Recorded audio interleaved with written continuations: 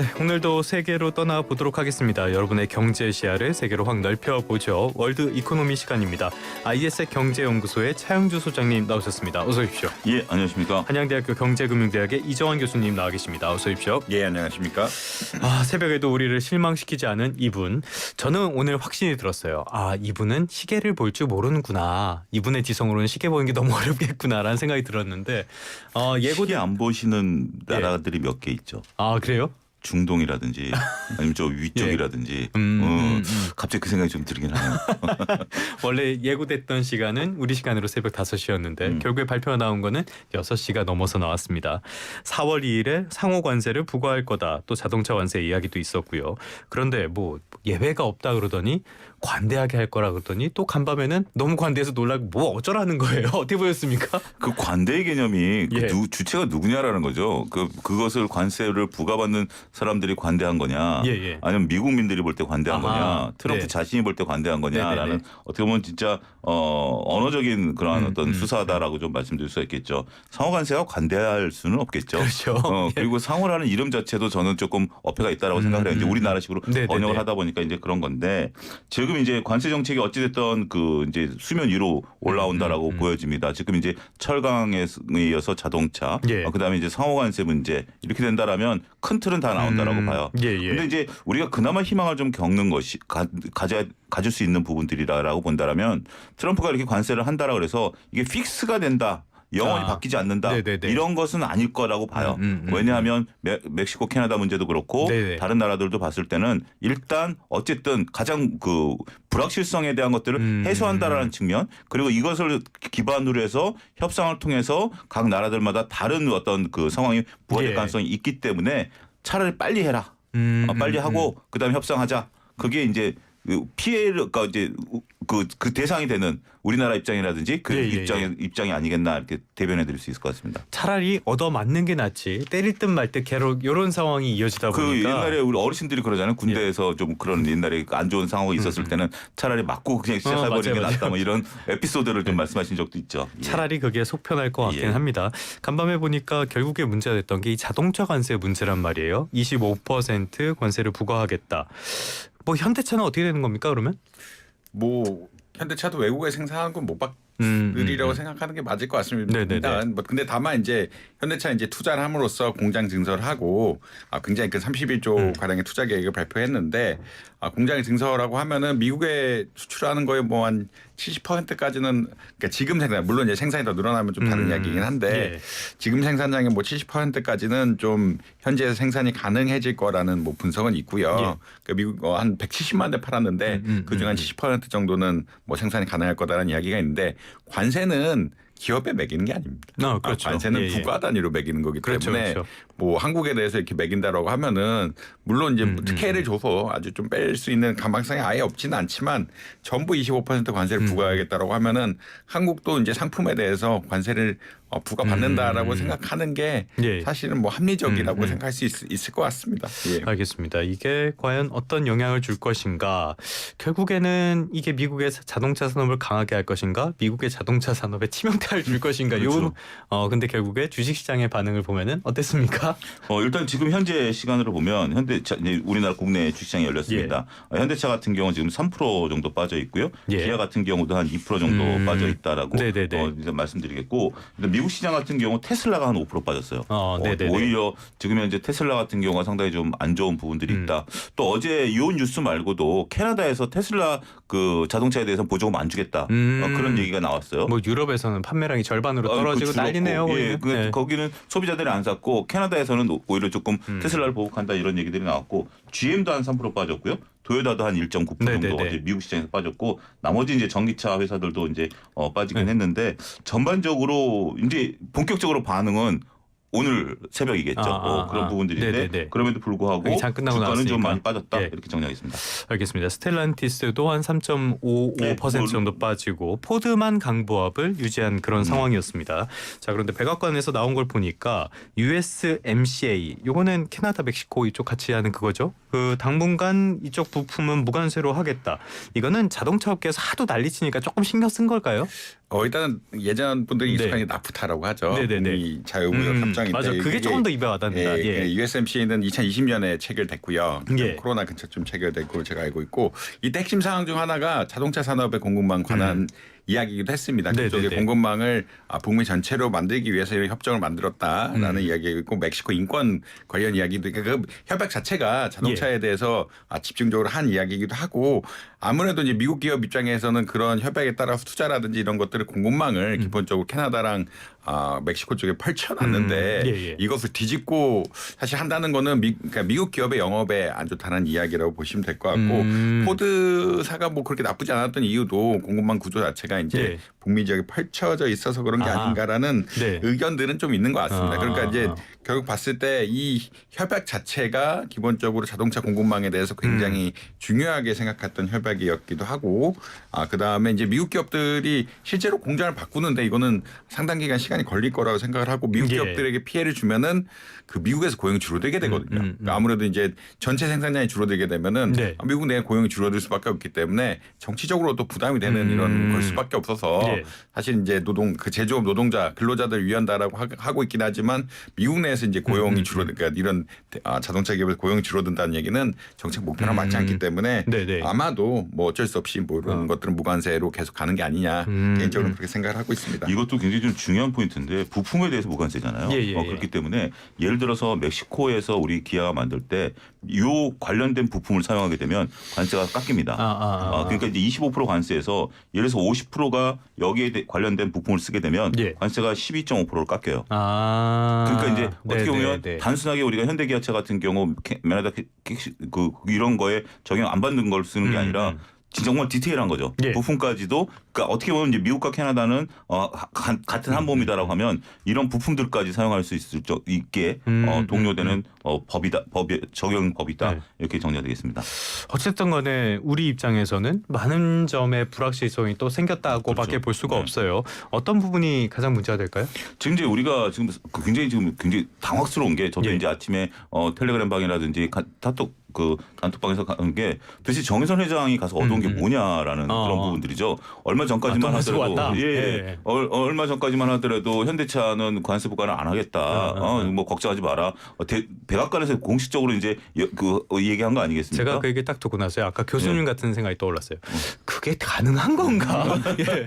근데 어찌됐든 이게 그런 얘기가 나왔었기 때문에 그 현대차 같은 경우 주가가 장중에 6%까지 올라가면서 정말 폭등을 한 상황이었는데 물론 이제 이게 뭐 지금 이 상황에서 그러니까 관세 25% 부과합니다. 버트 현대 빼고 이렇게 얘기할 수는 없었겠죠. 그렇죠. 예. 그러니까 일단 부과를 하고 현대는 이제 좀 줄여준다라든지 뭐 여러 가지 부분들에 있어서는 네네네.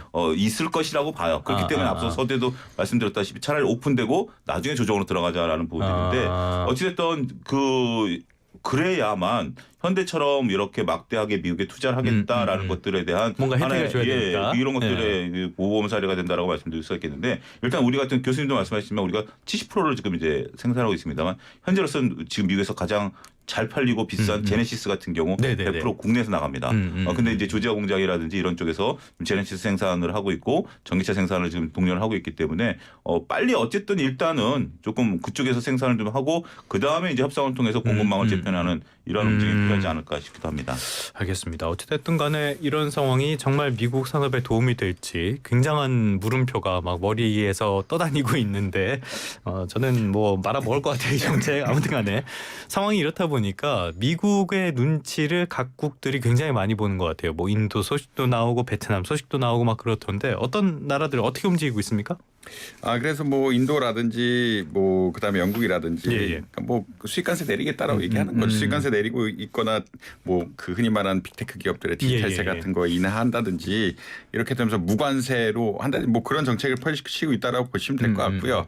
그 전에 그 앵커님 질문 재밌는 거 하나 빼먹었어요. 좀 코멘트 드리는데 트럼프 공약 가운데 감세 정책이 있었는데 관세로 돈을 챙겨서 줄어든 세수 보충용을 활용할 거다. 말씀하시고 싶었구나. 예, 이거는 사실 거짓말이라. 거짓말이라는 게 어떤 네네네. 이야기냐면 이제 관세는 수입자가 내는 거기 때문에 그렇죠. 근본적으로 좀 이게 거짓말이다. 이게 거짓말이라는 거는 미국 국민들이 내는 거고 나중에 고용을 통해서 세수를 확보하겠다는 게 사실 맞는 논리다라는 걸 한번은 짚어드리고 싶어서. 뭐 트럼프의 모든 발언은 다 팩트 체크가 필요하긴 합니다. 예, 네. 이게 그러니까 수입은 맞는데 네. 그 지금 이게 나중에 트럼프 경제 정책에 뭐 강달러 정책이나 네. 다 연결이 되는데 관세를 내는 사람이 미국인인데 이게 무슨 말이냐라고 의아하는 경제학자들이 조금 많고 근데 이제 이런 과정 속에서 이 관세 자체에 대해서 예. 각 국가들은 결국 낮추는 수밖에 없다. 인도가 트럼프가 가장 찝은 나라긴 한데 세계에서 가장 높은 관세를 부과한 나라라고 하니까 구글세 뭐 다 취소하겠다. 법원 위스키 세금 다 취소하겠다. 그다음에 관세이나 230억 달러 타관세이나 하겠다라고 얘기하고 있는 게 결국은 상호관세로 가겠다라고 하니까 이 상호관세에 대한 피해를 봐주겠다. 봐주겠다. 그러니까 최소화하겠다라고 네. 미리 이제 이야기하는 거죠. 어차피 이게 그 4월 2일까지는 기간 조정의 여력이 있으니까 그때까지 우리 관세를 확 축소해서 상호관세에 좀 피해를 덜 보겠다라는 그런 의견들이 좀 있다라고 보시면 될 것 같습니다. 교수님도 일주일에 말씀하셨으니까 있으니까. 저도 예. 고충으로 아까 대답을 못한 게 질문 두 기자님 질문하신 미국이 잘 살려고 질문 좀 잘못했네요. 아니 네. 제가 대답을 못했어요. 미국이 잘 살게 하려고 관세하는 거 아니었냐라고 예, 하는데 예. 오늘 바클레이즈 증권에서 보고서가 하나 나왔습니다. 맞아요. 맞습니다. 공개가 됐는데 그게 결국 미국의 이제 기업의 수익을 악화시킬 거고 미국 증시를 하락시키는 요소가 될 것이다. 그런 보고서가 나왔다는 것도 참고로 말씀드리도록 하겠습니다. 그래서 연말 S&P 500 전망치를 확 낮췄더라고요. 낮췄어요. 예. 거기다가 더 낮아질 수도 있다. 바클레이즈뿐만이 아니라 많은 기업들이 지금 낮추고 있다는 낮추고 있는 사실도 거죠. 예. 알면 좋을 것 같습니다. 트럼프의 이야기 정말 팩트 체크가 많이 필요한 분인데 햄버거를 좋아한다 이런 말도 다 거짓말일지도 몰라요 이분은. 그렇기 때문에 햄버거를 콜라프로 썰어 드시지 않을까요? 콜라는 좋아하시는 것 같은데. 아니 그것도 뭐 버튼 설치했다 이것도 거짓말일지도 몰라. 이분 말을 전혀 믿지 못하겠어요. 아무튼 중국을 견제하는 모습을 보여서 미국 비율을 맞추려는 전략 이런 것도 있을 것 같아요. 이런 나라들은 어디가 있습니까? 일단 뭐 교수님 말씀하신 것처럼 뭐 인도라든지 뭐 예. 영국 이런 것들은 지금 이제 미국의 비율을 맞추려고 하는데 말레이시아 같은 경우 현재 지금 엔비디아가 이제 중국으로 이제 유출되는 부분에 있어서 반도체 수출 규제 강화에 대한 부분들을 이제 계획을 세우고 있다. 예. 이런 부분들도 있다라고 말씀드릴 수 있고 말레이시아가 의외로 지금 현재 싱가포르를 대신해서 이러한 것들을 이제 유치하고 있고 특히 이제 그 데이터 센터라든지 이런 것들을 많이 유치하는 게 여기가 전기랑 수력이 풍부하다 보니까 예. 오히려 싱가포르 대안으로 떠오르는 어떤 그런 부분들이 있기 때문에 그런데 현재 지금 이제 이런 것들에 대한 것들이 들어올 때 중국과의 관계를 어느 정도 맞겠다라는 것들이죠. 또 대만 같은 경우 현재 지금 우리나라 알래스카 주지사가 방한을 하시지 네네네. 않았습니까? 그래서 현재 지금 국영 석유 기업을 통해서 알래스카 LNG 사업에 진출하겠다라는 부분들까지 밝히고 있기 때문에 예. 원래 여기에 이제 대만은 없었었죠. 우리나라 일본과 한국을 콕 집었었고 그래서 주지사가 이례적으로 우리를 방문했는데 여기에 이제 대만이 참여하겠다 이런 얘기도 좀 있는 상황입니다. 알겠습니다. 중국 이야기가 나온 김에요. 트럼프 대통령이 틱톡 매각에 협조하면 중국 관세를 깎아줄 수도 있다. 뭔 소리야 이것도 깎아주겠다는 거예요? 뭐 깎아줄 수도 있다는 무슨 말입니까? 뭐 거짓말. 말씀드리기 또 그렇지만 팩트 체크. 예. 이건 뭐 깎아줄 수도 있다라는 거니까 자기 협상 카드로 가지고 있다라고 보시면 생각은 될 해볼게 거예요. 뭐 이런 거네. 예. 워낙에 틱톡의 사용량이 많고 하니까 네네네. 미국 입장에서도 중요한 그러니까 결국은 이제 정치인데 이게 결국은 국민들이 얼마나 쓰느냐 이런 이슈가 다 관련된 이슈라서 관세를 깎아줄 수도 있다라고 하는데 중국 입장에서는 당연히 안 받아. 이거 믿지 않아요. 지금 네네네. 중국이 그러니까 다른 나라들은 관세가 늦게 적용되고 있는데 중국은 이미 2번 올렸죠. 20% 그렇죠. 20% 예, 예. 올려가지고 여긴 실질적으로 관세를 막고 있는 나라이기 때문에 이게 이렇게 믿을 만한 나라도 네네네. 아니고 그다음에 이미 미중 패권 경쟁이라고 이야기하고 있는데 중국이 뭐 그러니까 다른 나라 관세가 올라가는데 중국의 관세를 깎는다.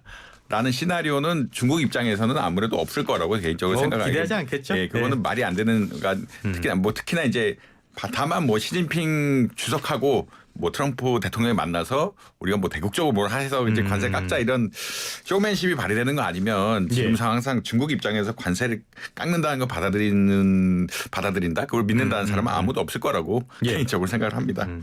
알겠습니다. 역시 이분은 신뢰를 할 수가 없는 자꾸 이렇게 얘기하면 안 되는데 또 혼날 텐데 아무튼간에 자 이번에 트럼프 대통령이 또 하나 표적으로 삼은 나라가 베네수엘라. 예. 베네수엘라 석유와 관련해서 25% 관세를 부과하겠다. 그런데 여기에다 세컨더리 관세 네, 이런 얘기가 나오더라고요. 뭔 소리입니까 이건? 그러니까 이제 베네수엘라가 석유 매장량이 전 세계에서 가장 많습니다. 이제 우리가 오해를 하고 있는 게 중동 지역이라고 생각을 하고 있는데 네네네. 매장량으로 빠지면 전 세계가 가장 많습니다. 그래서 뭐 이쪽 석유 유가 같은 거 문제 생기면 베네수엘라 더 캐라 막 이런 압박들이 들어가잖아요. 얘기를 하는데 예. 근데 이제 베네수엘라는 현재 미국에서 제재를 받고 있거든요. 정치적인 문제 때문에. 네네네. 그런 상황이라서 지금 이제 그렇기 때문에 베네수엘라가 석유를 수출하고 있는 국가가 중국, 인도, 쿠바 이런 나라들이에요. 그러니까 어떻게 보면 미국과와 관계가 조금 네. 애매한 나라들에 이제 수출을 하고 있는 네네네. 상태죠.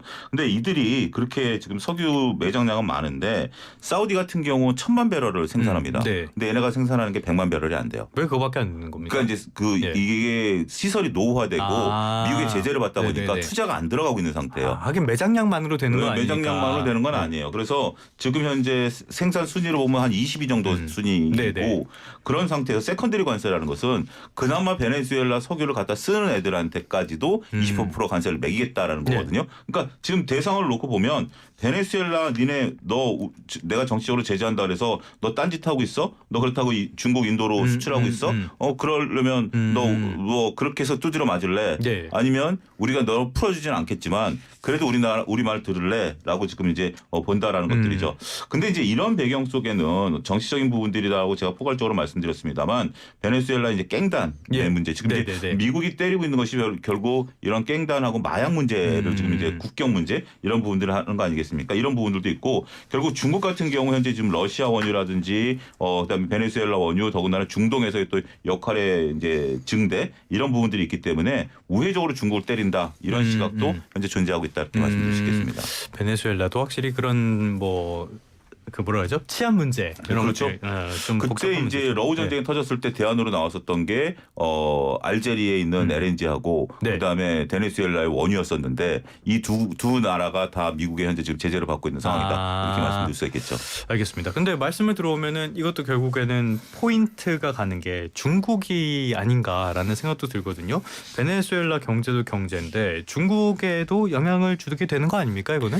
뭐 이제 중국이 사실 제조업 예. 국가다 보니까 원유 수입이 많고요. 뭐 사실 중국의 경제 상황에 따라서 유가가 한 $20씩 왔다 갔다 하게 되면 중국의 경기가 좋다라고 예측하는 순간 유가가 바로 올라가게 되고 뭐 이런 메커니즘적인 측면들이 있는데 일단 베네수엘라에서 올리는 관세 또 추가적으로 아까 그 얘기는 맥락이 다 있습니다. 이렇게 어떻게든 관세를 올리려는 방향으로 가고 있다라고 생각을 하고 있어서 이게 좀 중국 입장에 당연히 부정적이다라고 생각할 수 있을 것 같고요. 그리고 베네수엘라 기름이 비쌉니다. 그러니까 소장님 말씀하신 게 조금만 부연하면은 베네수엘라 기름이 비쌉니다. 그러니까 이제 기름을 들어가서 쉽게 팔 수 있는 기름이 아니에요. 그러니까 많긴 많은데 채산성이 잘 안 나온다. 그 사우디아라비아에서 한 2.5배 정도 되니까 이제 셰일가스 한참 나왔을 때 베네수엘라 다 파산나면서 그때 이제 베네수엘라 국가 자체가 국가 신용 위기 오고 이런 상황들이 발생을 했고 그 다음에 이제 이 베네수엘라 자체 그러니까 이제 다시 기름 가격이 올라가니까 베네수엘라에 대해서 사람들이 하기 시작하는데 또 석유 산업은 잘 아시다시피 투자 산업이 그렇죠. 안 된다는 거는 기계가 노후화돼 가지고 생산이 어려운 측면들도 분명히 있다라고는 조금 말씀드릴 수 있을 것 같습니다. 그러니까 이제 중국 입장에서는 사실 원유를 많이 수입해야 되는데 베네수엘라가 뭐 적정한 수입국이었는데 쉽지 않다. 이제 쉽지 않아지는 이런 상황이 되지 않을까라고 예측을 할 수밖에 없네요. 뭐 이런 상황이다라고 보시면 될 것 같습니다. 베네수엘라 얘기 조금만 더 드리자면은 원유 매장량 1위 굉장한 원유 대국이긴 한데 말씀하신 것처럼 너무 원유에만 의존해서 방만하게 경제를 운영한 것도 있고요. 그래서 유가 폭락 이후에 경제가 굉장히 어려워졌고 그 예전에 봤는데 그 경제 위기 한 2년 만에 국민들의 평균 체중이 엄청나게 많이 줄었다 그러더라고요. 한 10kg 줄었다 이런 얘기도 한번 본 적이 있었습니다. 이 정도의 상황이라는 점 알고 있으면은 좀 도움이 되지 않을까 재밌지 않을까 싶고요. 그런데 다 좋은데요. 이렇게 하는 게 장기적으로 미국에 이득이 되긴 됩니까 이게? 장기적으로는 이득이 되려고 지금 노력을 하는 거죠. 그러니까 이제 보조금 네네네. 정책과 관세 정책의 큰 차이점은 보조금 정책 같은 경우 당장 그러니까 이제 교수님 말씀하신 것처럼 기업도 이익이고 그다음에 미국 같은 경우 오히려 미국에서는 이제 세금을 통해서 세수가 이제 뒤늦게 들어온다라는 측면이 있지만 관세 정책 같은 경우 지금 부담이 되지만 그러면 기업도 결국 부담으로 전개되는 거 아니겠습니까? 그러면 미국은 이제 들어오라라는 거죠. 그리고 이제 트럼프도 얘기하는 게 이러면 이제 미국의 생산이 많아질 것이다라고 하는 거죠. 그런 부분들이기 때문에 결국 트럼프가 하는 것은 미국이에요. 미국을 위해서 하는 것이고 미국을 위해서 하는 거지만 그러면서 그 지난번에 얘기했잖아요. 단기적인 고통을 예. 감내해야 된다라는 부분들로 이해를 해야 되지 않을까 싶습니다. 정말 단기적인 고통이 될 거라고 보십니까? 저는 아마 트럼프 임기 내에서는 예. 쉽지 않을 것이다. 어떤 기업이 어떤 뭐 투자라든지 이런 네네네. 것들을 하게 된다라면 당장 뭐 어떤 것들을 집행하고 그것이 완공되는 것은 최소한 트럼프 임기 내에는 빨라야 임기 내에 지금부터 집행한다 하더라도 근데 기업이 어떤 자금 조달이라든지 그리고 지금 글로벌 경기의 상황들이 녹록치 않은 상태라고 본다라면 글쎄요. 저는 쉽지는 않을 수도 있겠다 이렇게 네네네. 판단이 듭니다. 교수님께도 지난번에 연준에서는 이런 트럼프발 인플레이션이 단기적일 수 있다 이런 이야기를 했는데 간밤에 여는 총재들이 한 얘기를 보니까 아닐 수도 있다. 장기화될 수도 있다. 이런 얘기들도 하더라고요. 이런 트럼프의 정책들 어떻게 장기적으로 봤을 때 정말 미국에 도움이 될 걸로 보십니까? 뭐 도움이 안 될 거, 아니 그러니까 네. 도움이 장기적으로 잘 간다라면 도움이 될 수도 있는데 그 전에 뭔가 이게 트럼프가 특히나 이제 트럼프 같은 경우에 리스크가 있는 예. 경우가 이제 결국은 4년밖에 못 한다는 그러니까 이제 재선이 안 된다는 이런 측면이 하나가 있고요. 예. 이게 아주 이 투자 효과들이 장기적으로 나타나는데 이게 결국 제조업 투자를 좀 하라는 이야기거든요. 제조업 투자를 하라는 이야기인데 과연 이게 미국이 아직 노동 인건비가 예. 굉장히 비싼데 제조업을 투자하는 기업들이 그렇게 인건비가 인텐시브한 기업을 넣을 거냐? 그러니까 이제 새로 넣으면 현대차 공장에 새로 넣으면은 예. 굉장히 기계화를 많이 해서 넣을 거다라는 의견들도 많습니다. 이게 네, 그러니까 뭐 여러 가지 썰이긴 한데 삼성전자가 반도체 공장을 미국에 짓는 게 어려운 게 너무 인건비가 좀 그러니까 높아서라는 그렇죠, 이야기도 그렇죠. 예. 있거든요. 그러니까 그만큼 미국의 인건비가 수준이 높은 데서 제조업을 들어와서 뭘 한다라고 하는 것들이 쉽지 않을 것이다. 쉽지 않은 게 하나고 그다음에 고용 유발 효과가 그렇게 많지 않을 수는 일단 가장 새로 짓는 기술에 인건비를 감안하면 우리가 이제 예를 들어서 베트남의 공장을 짓는다라고 이야기하면은 혹은 다른 동남아 국가에 짓는다 그러면 인건비가 싸기 때문에 인건비에 최적화해 가지고 공장을 짓는데 미국 인건비가 그렇죠. 굉장히 네. 높은 상황이기 때문에 첨단 기술 우리가 30년 쓸 첨단 기술을 쓰고 첨단 기술이 더 잘 적동될 수 있도록 투자를 설비를 해놓고 그렇게 갈 가능성도 있어가지고 과거의 논리, 과거라는 것은 사실은 인건비 기준으로 모든 생산을 생산하는 이런 인건비야 뭐 자본 투자 이 기준으로 했는데 이게 맞느냐부터 조금 그러니까 결국은 제조업을 들어올린다는데 미국 제조업 비중이 작은데 이걸 들어서 제조업에 늘린다. 약간은 그러니까 시나리오가 어떻게 될지는 첨단 기술의 발전이라든지 이런 것들에 따라서 굉장히 영향을 많이 받을 것 같다라고는 예측하기 좀 부정적인 저는 뭐 좀 부정적인 의견이라고 보시면 될 것 같습니다. 저는 교수님 말씀에 굉장히 동의하는 게 엊그제 이제 그 정의선 회장이 그 트럼프랑 얘기를 했잖아요. 그래서 미국의 고용 유발 효과를 얘기했는데 네. 전 숫자를 잘못 본 줄 알았어요. 네. 1,400명이에요. 1,400명. 네. 네. 그러니까 지금 철강을 짓고 자동차 회사를 짓는데 저는 이 컴마가 1사 옆에 있는 줄 알았어요. 근데 1 옆에 컴마가 있더라고요. 1,400명. 1,400명 그러니까 적은 숫자는 아니겠습니다만 네네. 큰 진짜 그 대통령한테 서명하는 정도의 공장을 짓는데 생산 유발 효과가 그러니까 자랑스럽게 우리가 1,400명을 고용할 겁니다라고 얘기할 정도라는 것이 상대적으로 진짜 많이 자동화돼 있구나 이런 생각을 좀 하게 됐습니다. 알겠습니다. 1,400명 정도면은 우리나라에 있는 뭐 팹리스, 뭐 파운드리 조그만 회사들 고용 유발 효과보다 적은 것 같은데 뭐 인건비도 없고 노동자의 숙련도도 그렇게 높지 못한데 고민 많이 되겠죠. 끝으로 차 소장님께서 좋아하시는 음식에 대한 이야기 해보도록 하겠습니다. 달걀 뭐 싫어하시는 분 별로 없을 것 같은데 요즘 미국 때문에 우리나라 달걀값까지 같이 오르고 있다고 이건 왜 이런 겁니까?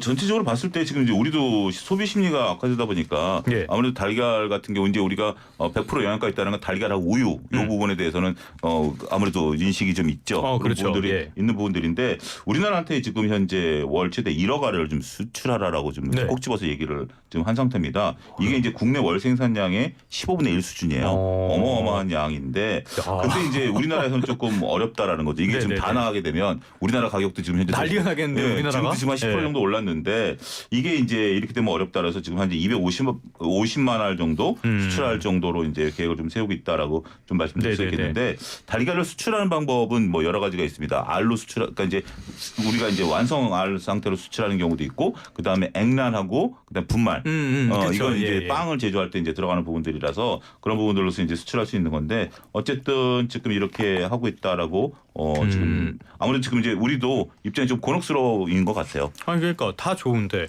뭐 튀르키예, 브라질, 우리나라에는 계란 수입을 좀 늘려주세요가 수출을 늘려주세요가 아니라 수출을 늘려라. 뭐 깡패도 이런 깡패가 없어요. 그런데 진짜 이 사람 이상하다 싶었던 게 그린란드 쪽, 그 덴마크 쪽에도 좀 도와줘 이랬더라고요.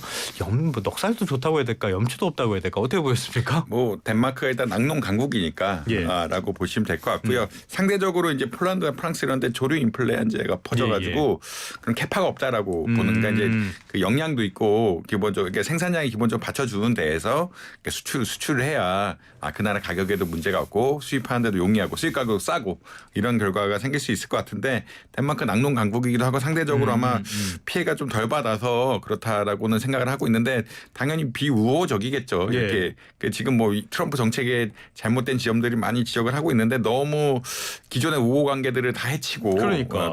이걸 다 이런 일이 생겼을 때 과연 도와줄 것이냐에 대해서 사람들이 뭐 명분이야 만들면 되니까요. 명분으로 가격 상승이 우려된다. 이거 할 수 없다라는 것들처럼 명분이야 만들면 되니까 이게 뭐 그렇게 협조적일 것 같지는 다른 자기 나라 땅 뺏어가겠다는데 계란을 수출한다는 거는 사실 그리고 다시 말해서 아까 프랑스와 폴란드 자체 계란 사상이 줄였다는 얘기는 덴마크에서 갈 수 있는 데도 이미 많다는 이야기거든요. EU 내에서도 많이 퍼져갈 수가 있는데 그거를 우리가 미국에 수출해서 무슨 부귀영화를 누리려고 그러니까 이제 그런 방향이 아마 요청은 했으나 굉장히 이런 사고가 터지면서 쉽지는 않을 것 같다는 개인적인 의견이 있습니다. 뭐 감정적으로도 쉽지 않겠죠. 중국이 전랑 외교했다가 지금 조금 유화적으로 하려고 그러는데 쉽지가 않잖아요. 이렇게 그랬기 때문에 주변 국가의 관계라든지 외교 이런 것들 기술이 굉장히 중요한데 누가 이분에게 이런 조언 좀 해주시면 좋을 것 같은데 별로 안 되는 것 같죠.